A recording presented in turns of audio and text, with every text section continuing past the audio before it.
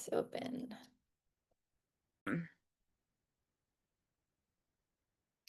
Good afternoon, everybody. My name is Lisa Marshall. I'm the Director of Organizing and Advocacy with New Yorkers for Clean Power.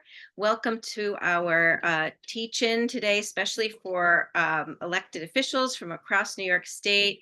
You are such an important constituency as you're serving people at the local level, and I'm sure that you're hearing all kinds of things from your constituents and your colleagues about the rising energy bills, the climate crisis, the rate cases that are going on, and and concerns about what's happening at the federal level with important programs like LIHEAP that 1.4 million New York households rely on to help pay their heating bills in the winter, et cetera. So in response to this, I thought we would host this teach-in. We have three excellent speakers for you today.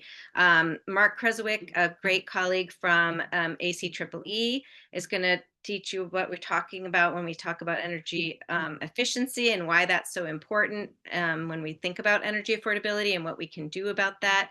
And also Mark is not here in New York, and he's going to give a little update on what's happening at the federal level. Then we have our dear friend Lori Wheelock, Executive Director of the Public Utility Law Project. And Lori's going to really talk about those energy bills and what's driving energy costs up and what programs there are in New York to help your constituents when they're facing problems with their utility and their energy bill.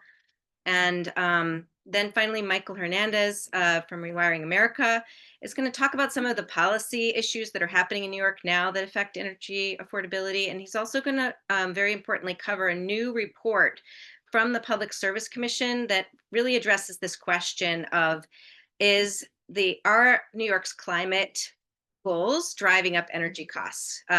Spoiler alert, they are not. But he will dig more into the details on that for all of you so that you can have the information at your fingertips. And we have a lot of information and resources to share. So without any further ado, let's go to the next slide and turn this over to Mark for his presentation. Thank you so much for joining us. Mark is such a busy man. All of our speakers are really busy, and I just really appreciate them taking the time.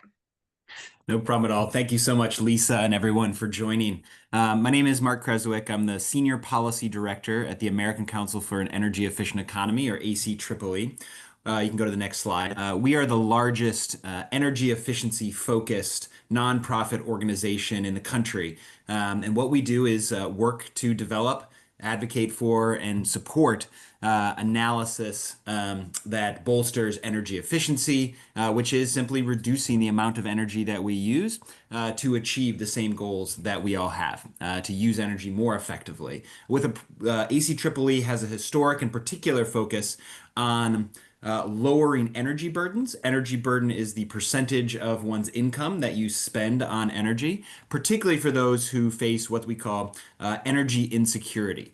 And energy insecurity is the ability, or energy security is the ability to know that you're going to be able to afford your energy, to know that your lights are going to come on when you flip the switch, to know that you're going to be able to pay your bills and not have to worry about whether or not your energy is going to be provided to you and whether or not you're going to be able to afford energy. If you go to the next slide, you can see that in New York, just like the rest of the country, this is a particularly acute problem for nearly a quarter of all households and all adult New Yorkers.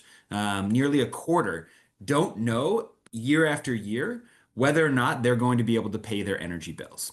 Right? When you think about everything that energy does inside your home, it's a critical part of housing, of living, of literally staying alive. And we're going to talk a lot about that, of how the ability to know whether or not you're going to be able to afford your energy is a life or death situation. Because, in fact, if you're uncertain about whether or not you're able to afford your energy bill, then you have to make choices. Do you pay that energy bill, or do you buy groceries? Do you pay for your medicine? What we call the heat or eat dilemma. We also see that when somebody isn't certain whether or not they're going to be able to afford their energy bill, they make different choices about what temperature set points to keep their home at, how safe and comfortable it is. And we're going to talk a little bit about more of that as well. But in fact, of those quarter of households in New York that face energy insecurity on a month-to-month, year-to-year basis, nearly half of them have actually had their utilities shut off at some point in recent years. And again, households experience this in very different ways, but can have life and death consequences. If we go to the next slide. Um, in fact, this challenge of being able to afford your energy bill, to have energy security, is particularly prevalent for those who are under 200% of the federal poverty limit, under the federal poverty threshold, and disproportionately impacts those who are non-white. So we see pretty dramatic differences, 3 times more likely to fall behind on your utility payments if you are Black or Latino in New York than if you are white in New York. So these do have very different racial and economic impacts to different households. If we go to the next slide. Um, and this has become, a scaled problem. So when you think about all of those customers who don't know whether or not they're able to afford their energy, in fact, we see nearly 1.5 million New York households, 1.5 million New York households that are behind on their utility payments, which means they've missed a utility bill and thus are at risk of potentially having their energy shut off. That cumulative debt burden is more than $1.5 billion. It did actually go down thanks to some support from the state in addressing those arrearages, that utility debt, but it is still a significant and growing problem as electricity bills increase. If we go to the next slide.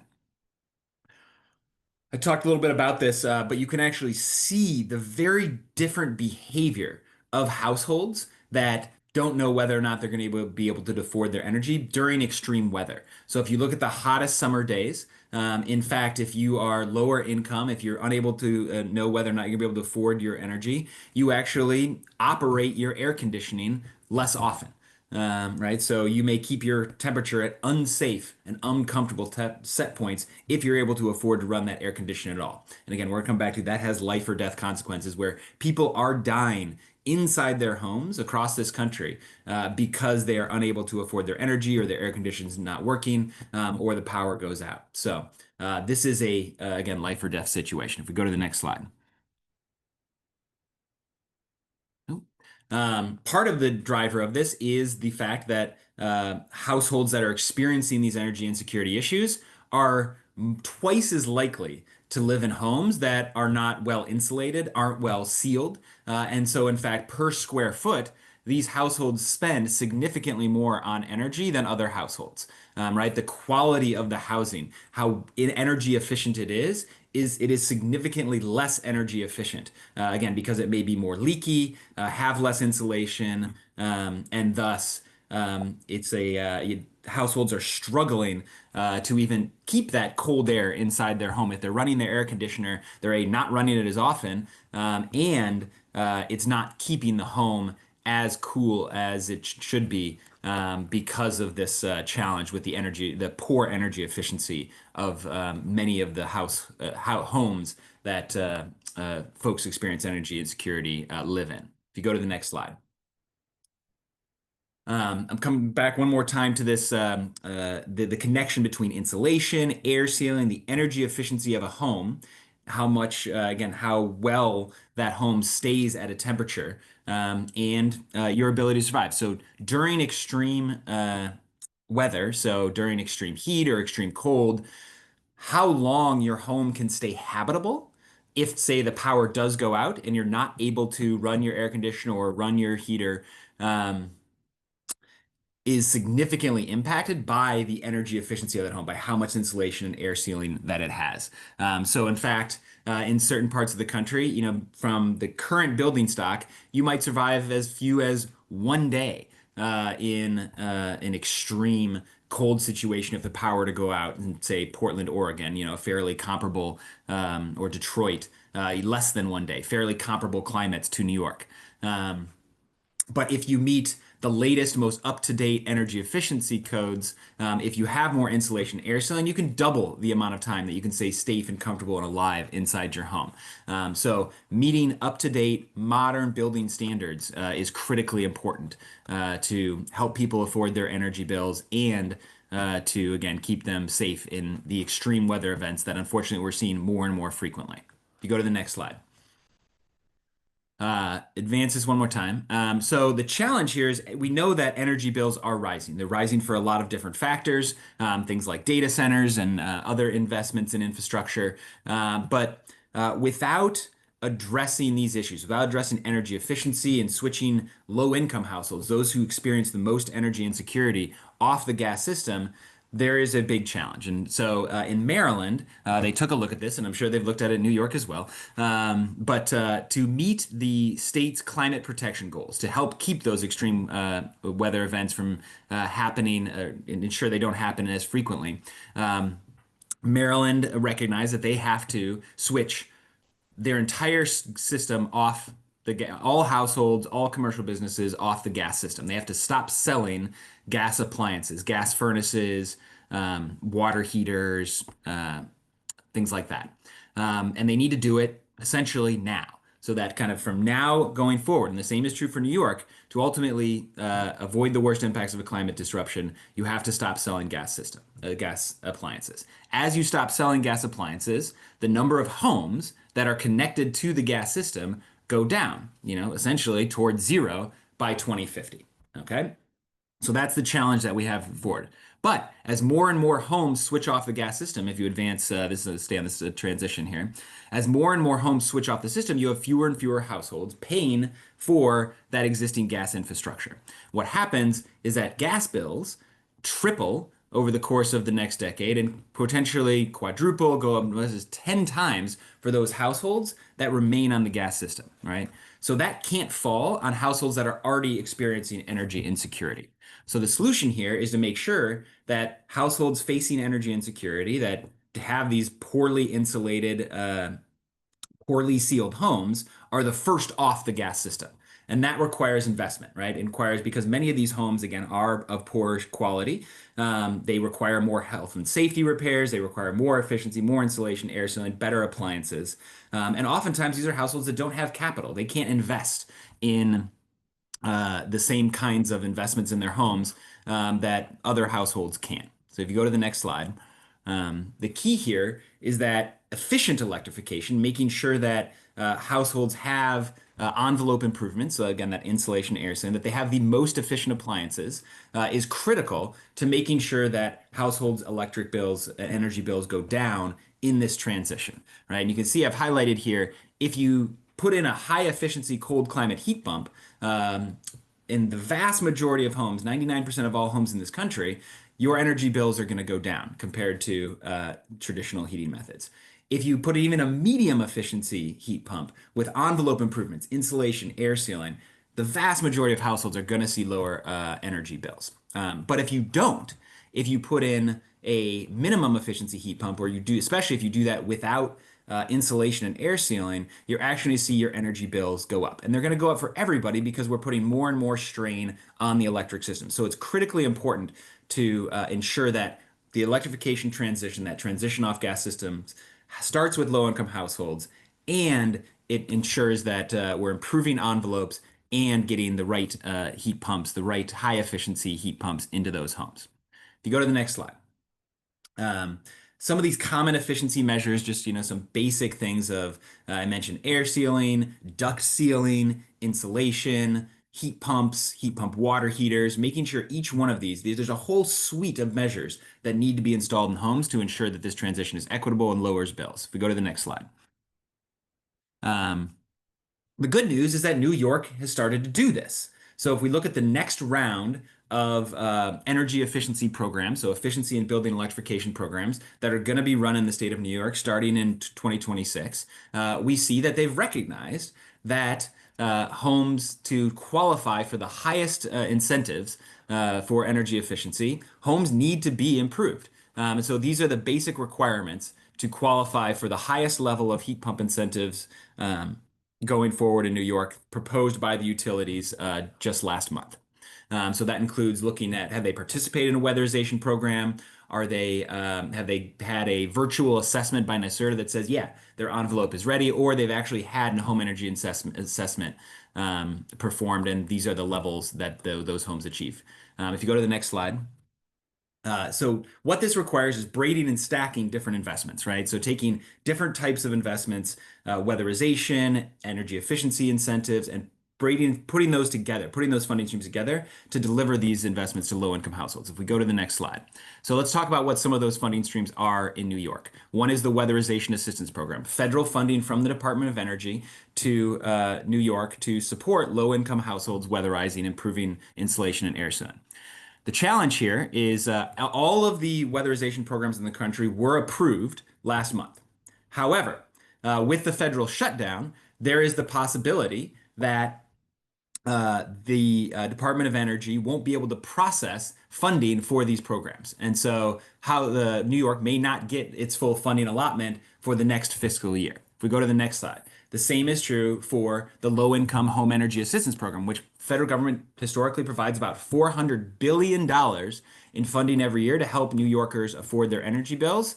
This may not happen if the federal government remains shut down. Last year, the funding was approved, despite the fact that the new administration laid off every single staff member in the LIHEAP program. They still managed to get money out the door. That may not happen during the upcoming, as long as the federal shutdown continues and depend on what this administration tries to do. So there's a very real risk that hundreds of millions and about $500 million coming from the federal government to New York to help homes afford their energy bills, to invest in the energy efficiency may not be coming. We go to the next slide.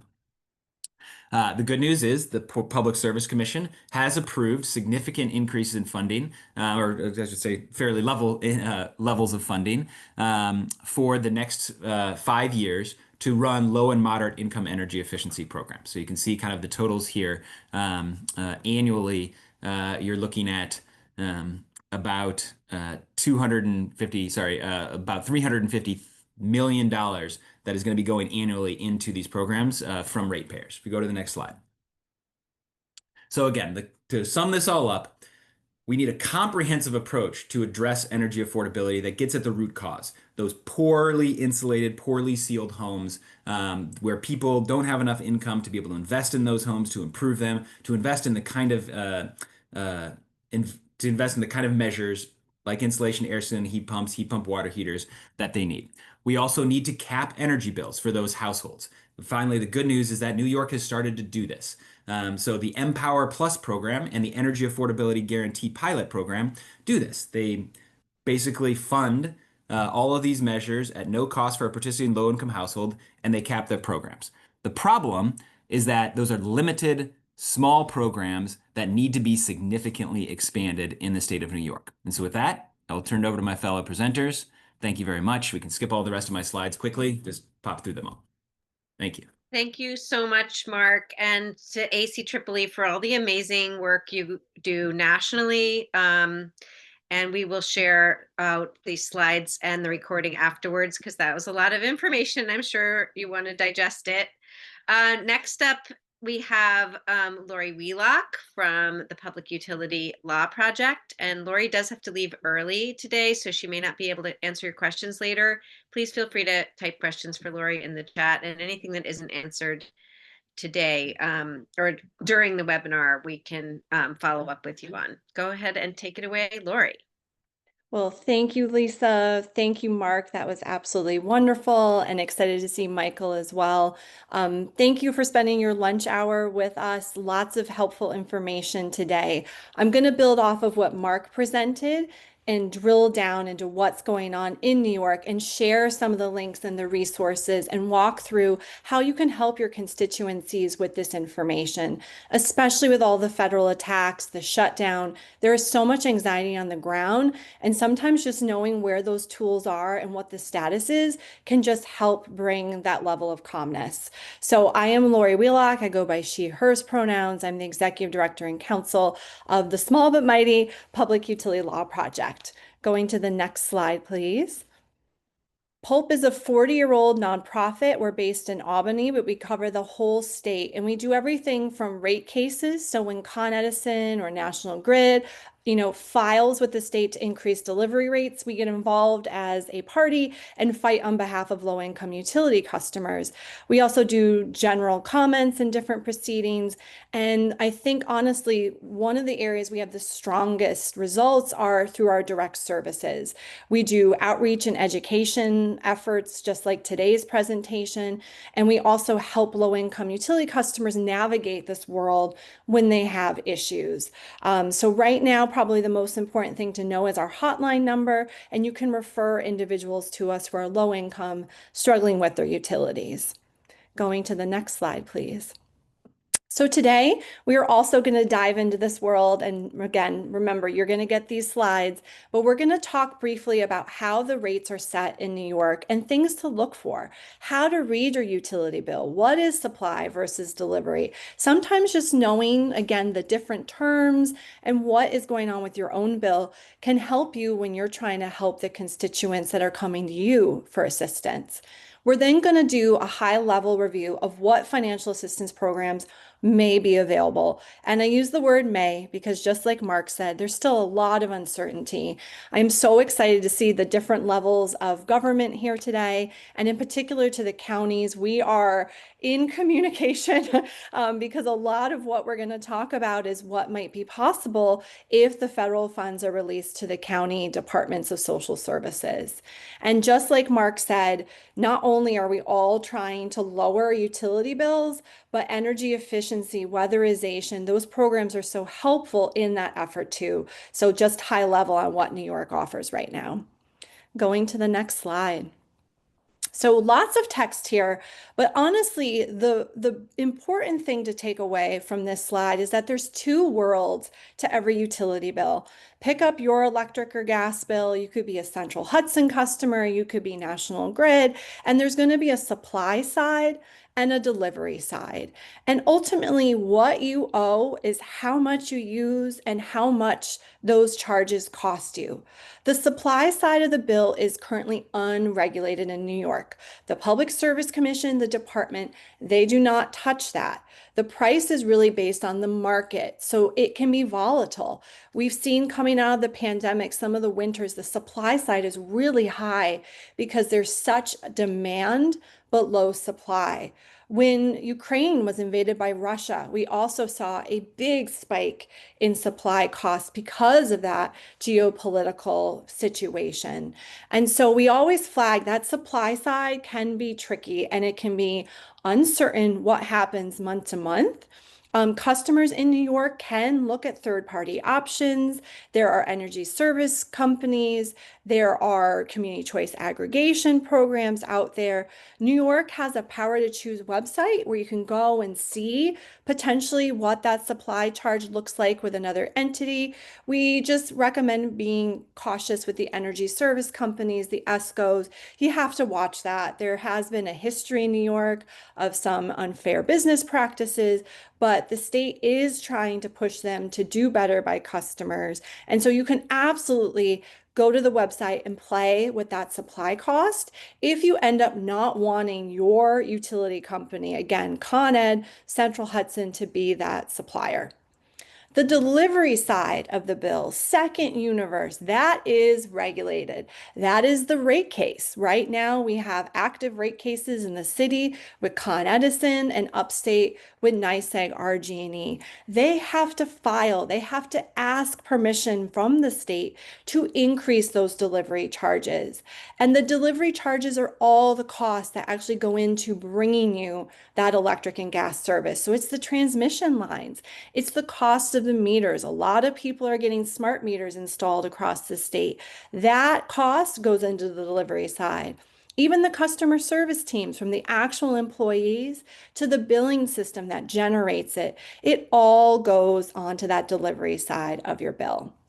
Going to the next slide, please.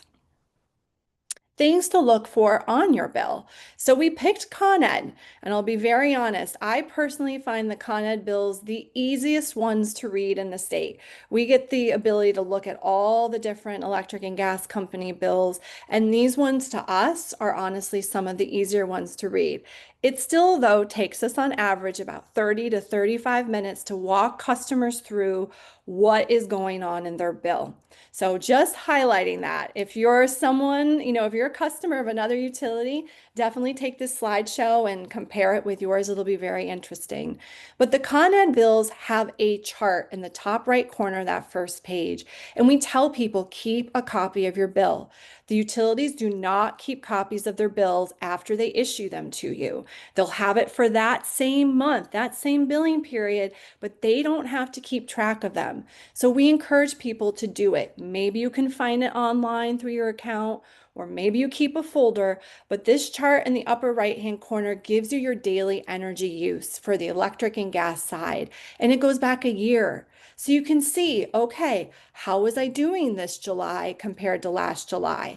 Maybe you were traveling in December, but you weren't this year. And it helps give you an idea of how you individually in your home are doing with your usage. It can also be an area to help, again, identify maybe my usage is high. Maybe I do need energy efficiency or weatherization. And so it's a very helpful tool. The left side is all the bill payment information. You always want to make sure that your constituents, if they're making payments, it's reflected on the bill. Sometimes there could be issues, and you want to make sure that's there. And then the new charges also appear on the first page of the bill. But going to the next slide, this is the heart. This is how the sausage is made, talking about lunch, either, veggie or meat sausage, it could be either. And now advancing one more. Hopefully the slides are, oh, beautiful. Look at that. It worked. Thank you, Lisa. This is the world of the bill here in an example. You have that supply side on the left side of the bill. You have the delivery side on the bill. And this again will help your constituents decide, okay, my usage might be high. Am I being overcharged? Is there a problem? What am I being charged? All this information is here. Again, this can take us 30 minutes alone to go through with someone. So I always say in this moment, take a deep breath, get a pen and paper, and if you have questions, you write them down. Your constituents can take those questions through your utility and ask them if this is making sense. If there's something wrong on their bill, this is typically the page that will help them. Now, hopefully advancing one more, it'll start to identify some things. Oh, beautiful. Thank you. The first thing to flag is that everyone should be getting actual meter readings. There are a couple of utilities that if they don't have a smart meter, and one of those is NYSEG RG&E, you might get an actual read one month and an estimated read the next month. What does that mean? An actual read means that they're actually reading your meter. That is how much usage on electric or the gas side that they're saying you're actually using. If you see an estimate, it's either based off of your usage from a prior year or potentially an algorithm. And so that is a simple thing every month you want to check to be 100% sure that you have actual reads and that your meter is working. If you're getting estimates, there could be something wrong. Advancing to the next part.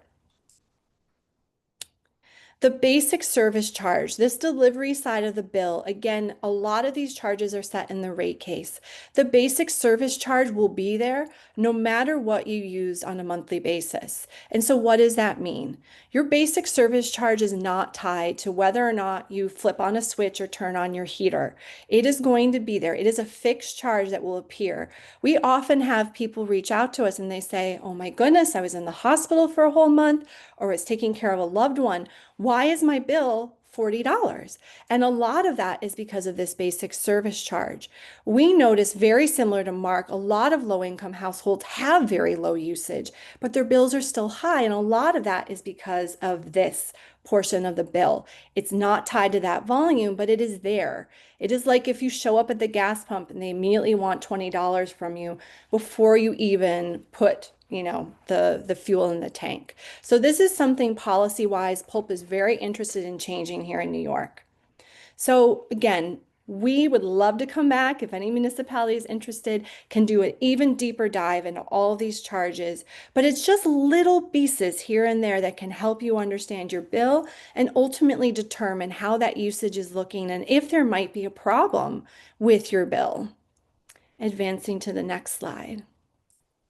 So after we do a bill review with someone who comes to Pulp, we often then look into financial assistance programs. Almost every single person that contacts us is either at the risk of shut off or has been shut off. It's been a very hard year in the world of Pulp's direct services. And so we often turn people to the financial assistance programs.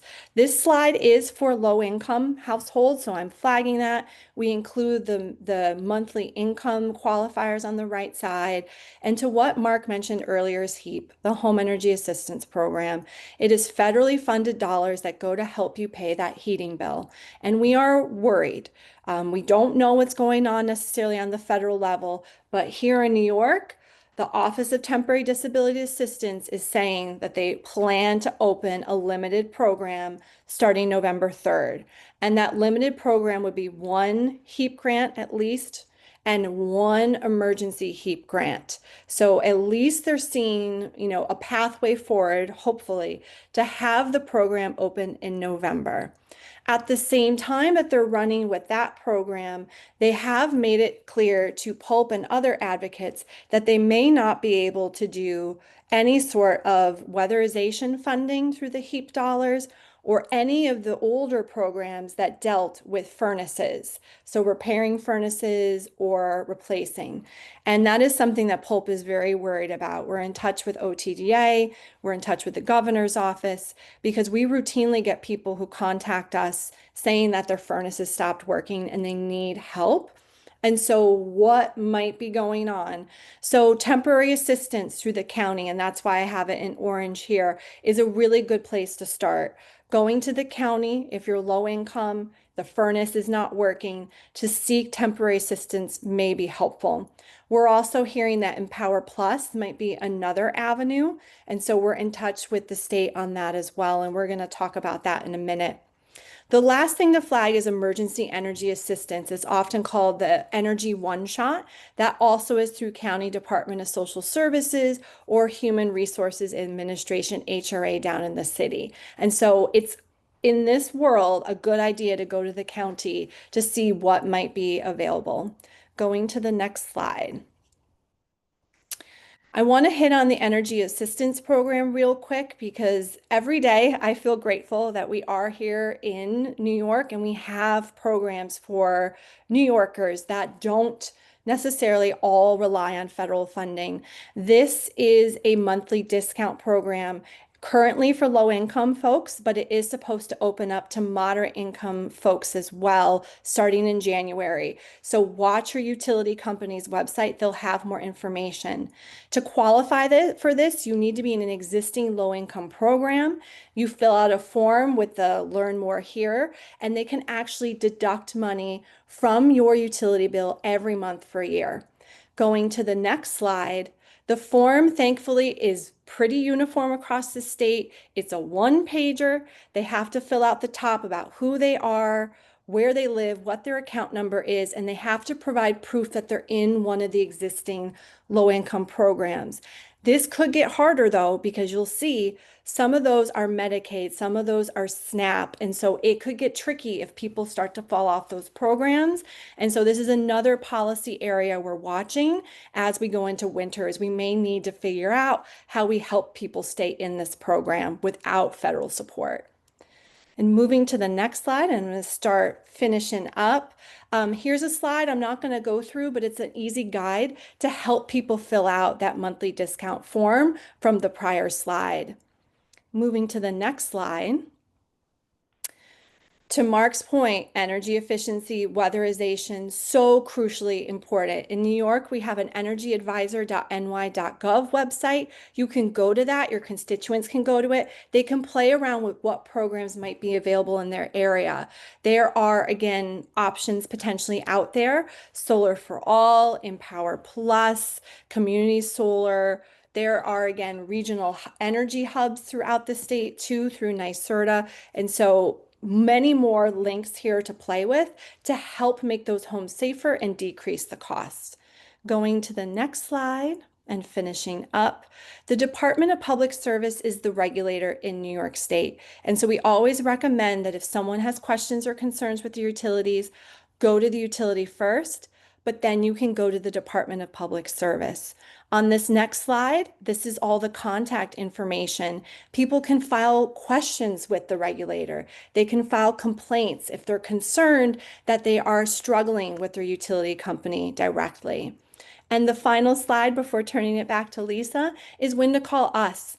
Again, our world is low-income utility customers, but we try to help provide advice. We do educational campaigns as well. And so we do have services available.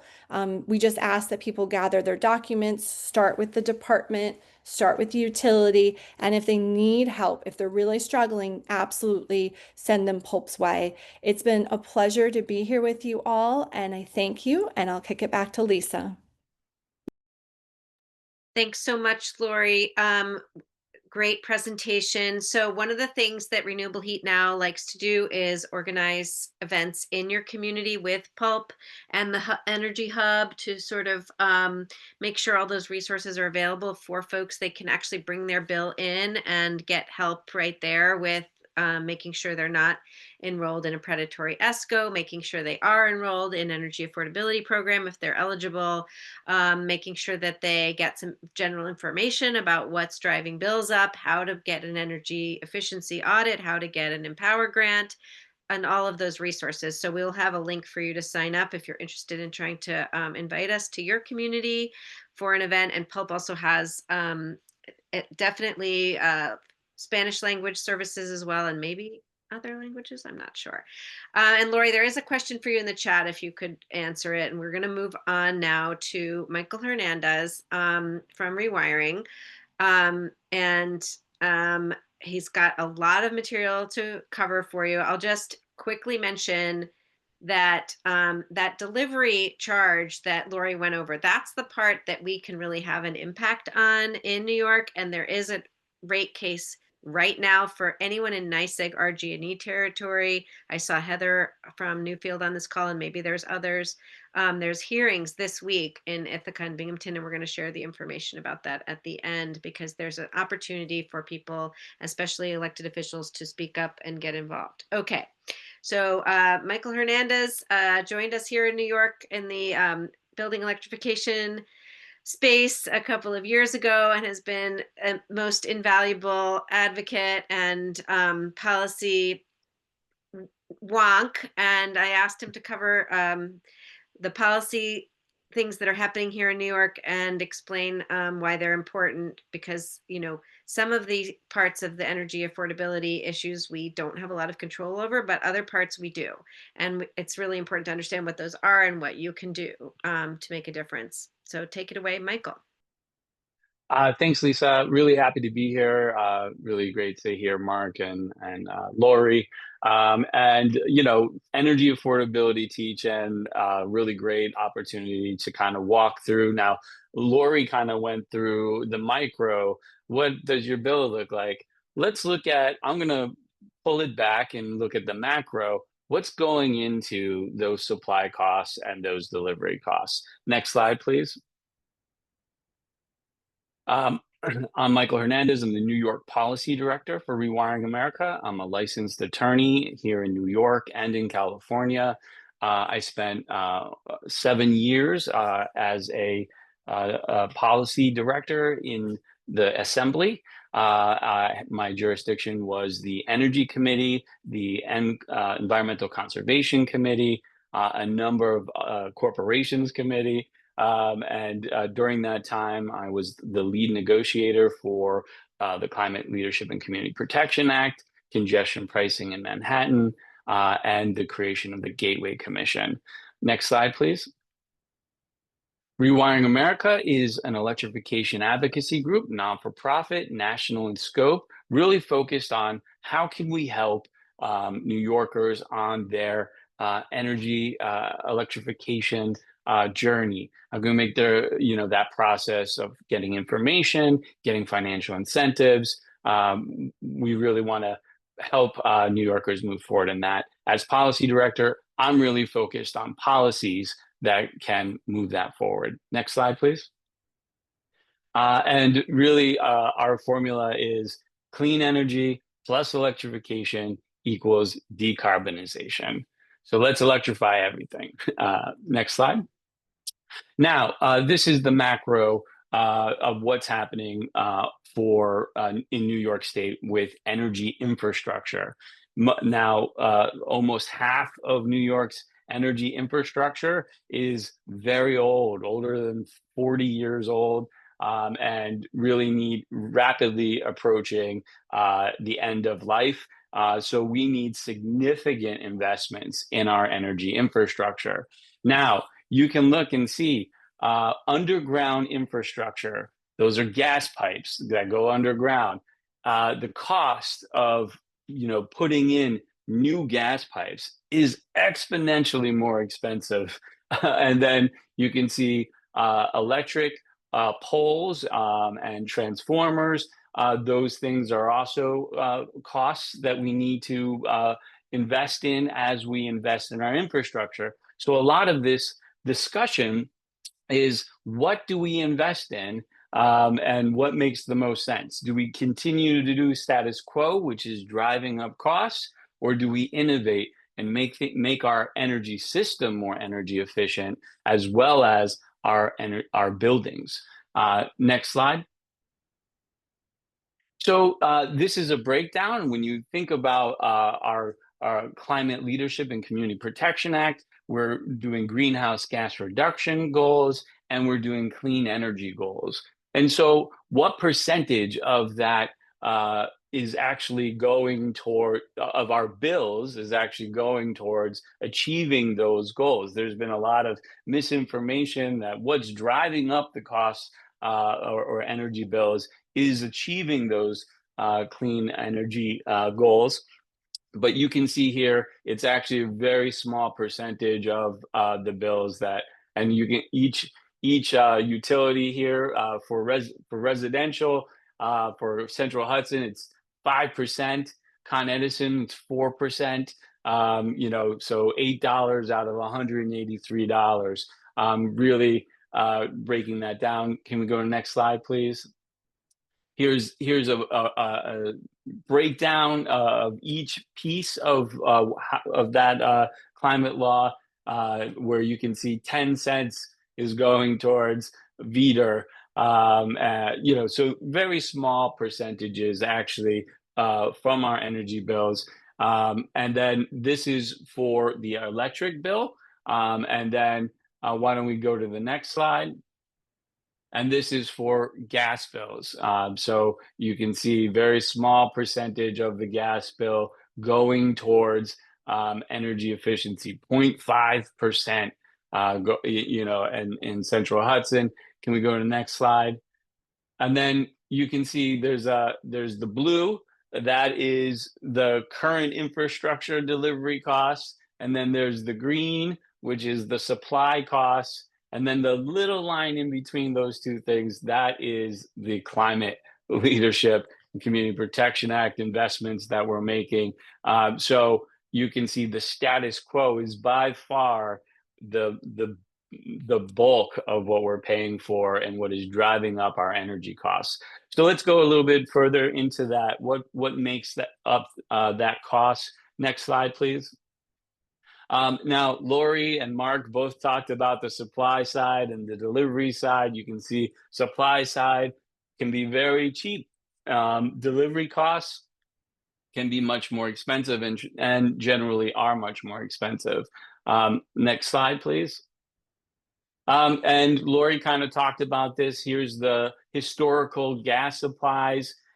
They can spike at certain times. They are volatile, but right now they're actually at a very low price point. And so why, if the gas prices are supply costs are so low, are our gas bills going up so much? Next slide, please. And what we've seen is that the Public Service Commission was anticipating 18% increase, even though gas supply costs are record low. And that's because of the delivery costs. The cost of building out that gas infrastructure, maintaining that gas infrastructure. And we know that underground infrastructure is the most expensive type of infrastructure to maintain. Okay, next slide, please. Here you can see Con Edison's residential heating bills, and you can see in 2014 you were paying $80 a month on average for your delivery costs for if you're a Con Edison customer. But by 2023, about 10 years later, it was 133. And so exponential growth in that 10-year period as that gas infrastructure continues to age and get old. Next slide. And then here you can see in 2025, it's at delivery cost is at 180. And then they're projecting in 26, 27, 28 increases in that delivery cost, where just the delivery part, not even the part you're paying for gas, by 2028 is $266 a month just to pay for those delivery costs. That's what this is Con Edison's proposal for its rate hikes to meet the costs of doing business in New York and maintaining that gas infrastructure. Next slide.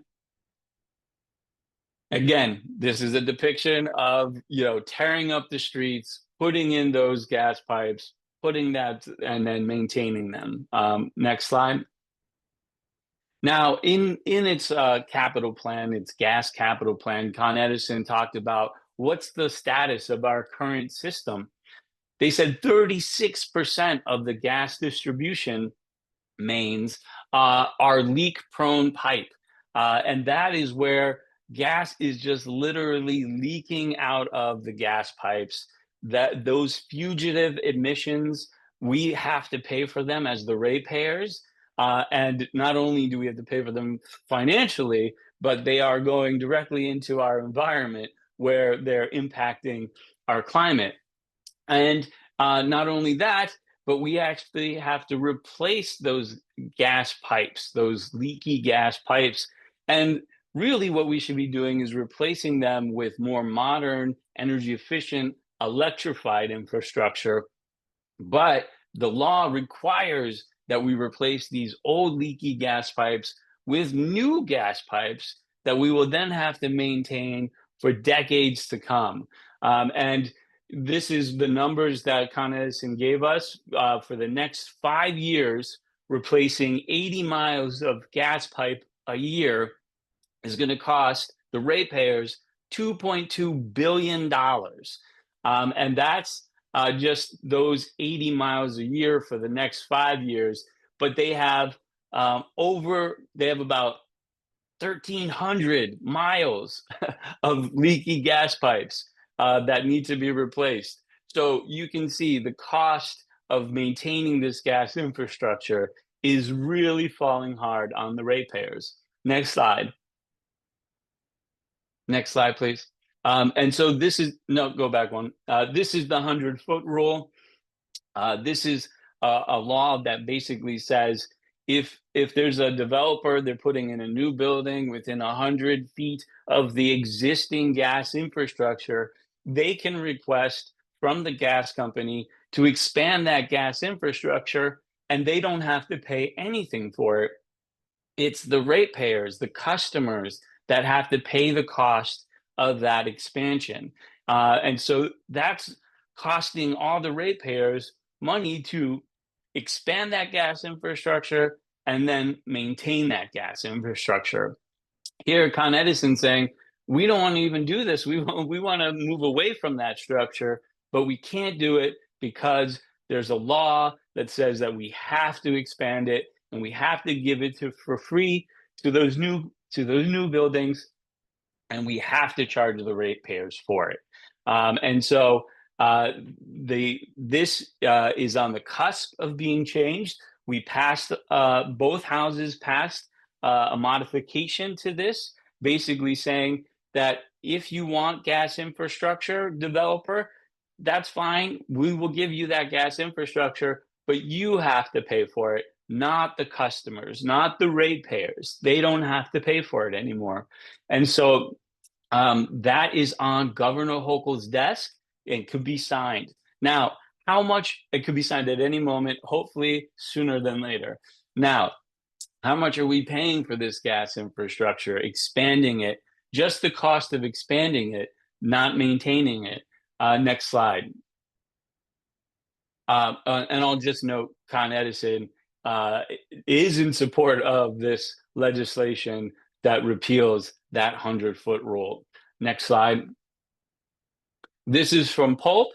They did an analysis and said in 2021, we spent almost $450 million on expanding gas infrastructure that year.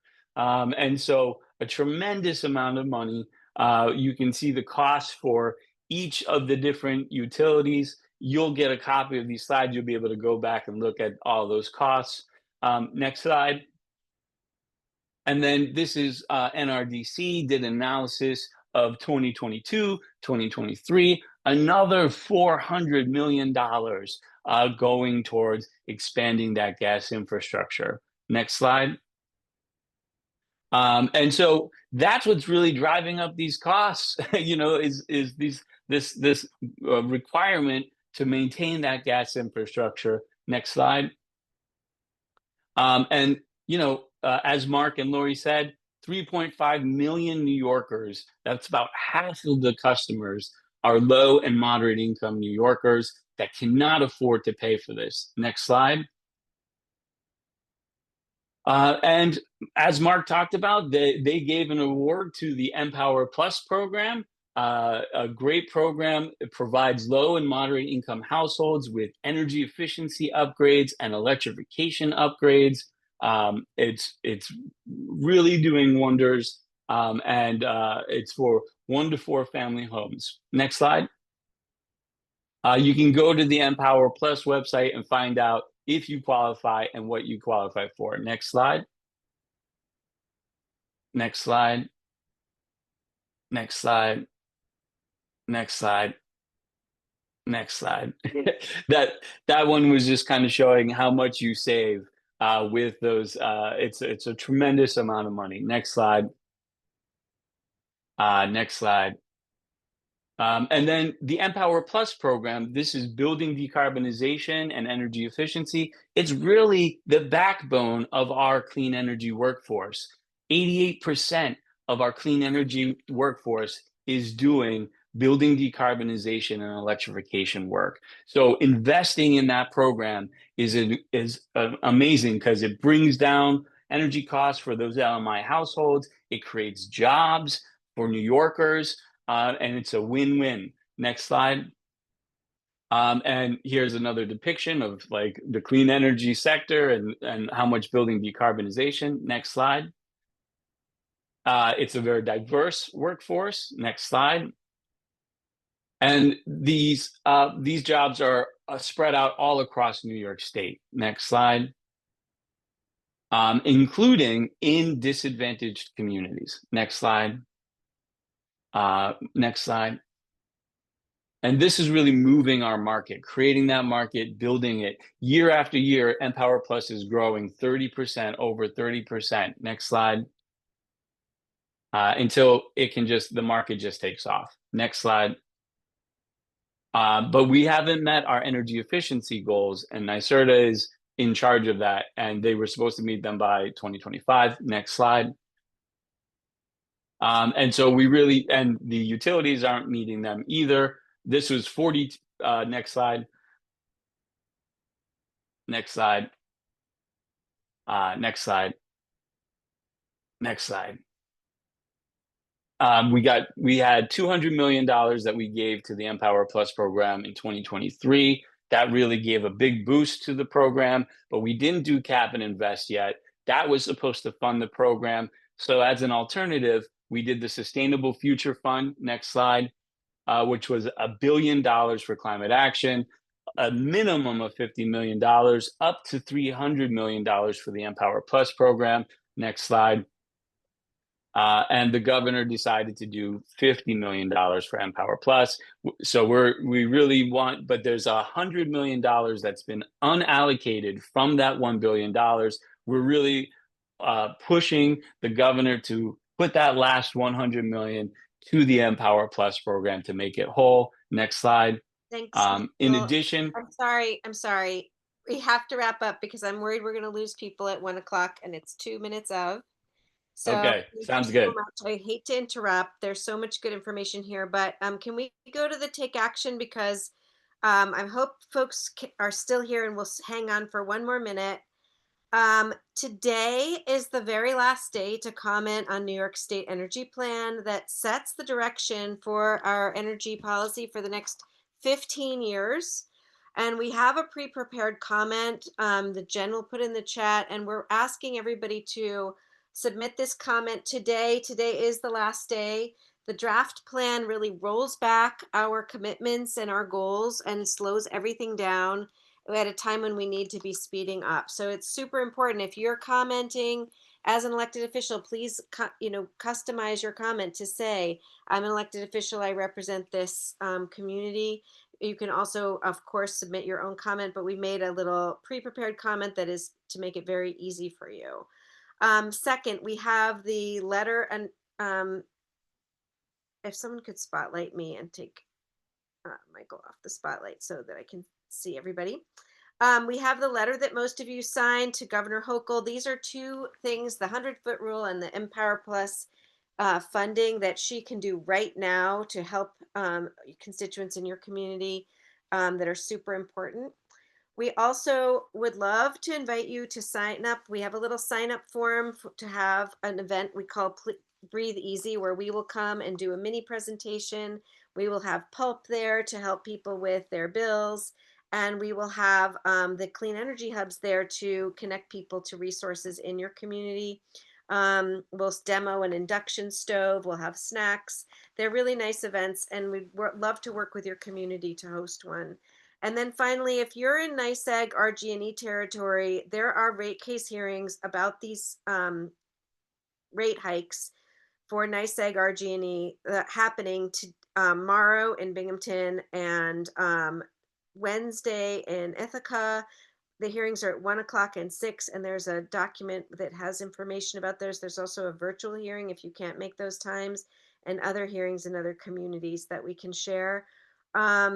And the really important takeaway that I just want to make sure you guys all know is these investments that they are making with our money that is driving up delivery rates are not investments. Some of them are investments that they have to make, but a lot of them are not. And the reason that the utilities are doing it is because they are making record profits off of building this energy infrastructure.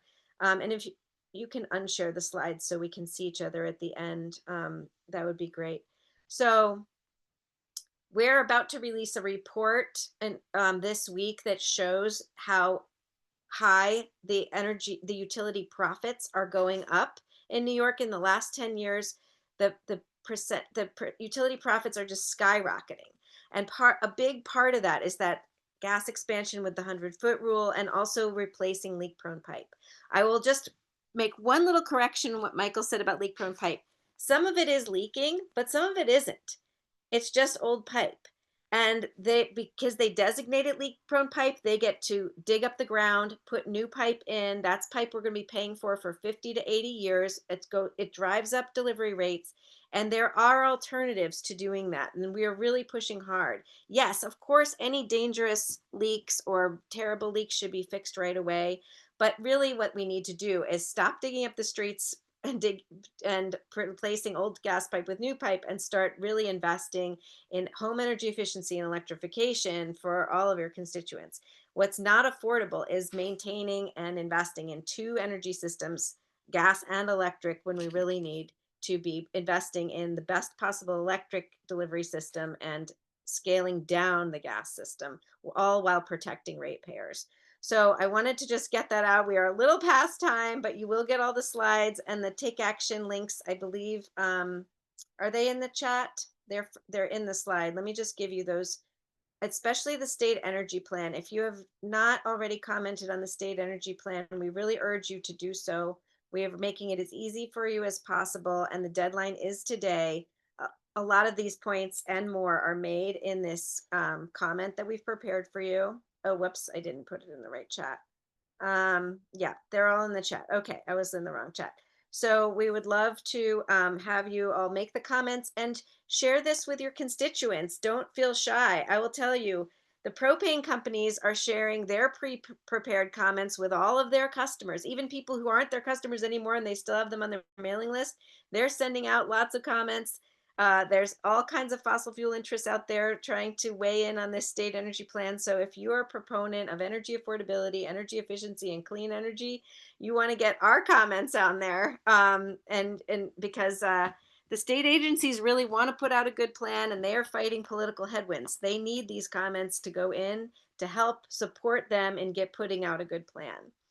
All right, so I wanted to, sorry to keep you over. We really try to end it at the hour. I really appreciate our wonderful presenters, Mark, Michael, and Lori. Thanks to the elected officials who came today and those who couldn't make it but registered. We will send out the slides and the recording and all these links as soon as possible. But if you're only doing one thing today, please, please, please comment on that state energy plan, and also ask everyone you know to comment on that state energy plan by the end of the day today. That's the one sort of most urgent thing that we could ask you to do. There's comments in there about the 100-foot rule, about the obligation to serve, about the Empower Plus program, about the energy affordability program, all of the things that we need in order to make an affordable and rapid transition from dirty energy to clean energy. That, as we all know, the people on this call all know, climate change is very expensive. Clean energy is very cheap compared to climate change. So we need to do everything we can to cut our emissions, harden our grid, make our homes more resilient, more comfortable. When you have that storm and you do lose power, how long can you keep the heat in your house? That depends on whether it's insulated and air sealed, et cetera, et cetera. So thanks so much to everybody. I know that was a lot of information. Thanks for your time. I know you're all busy people and really appreciate you very much.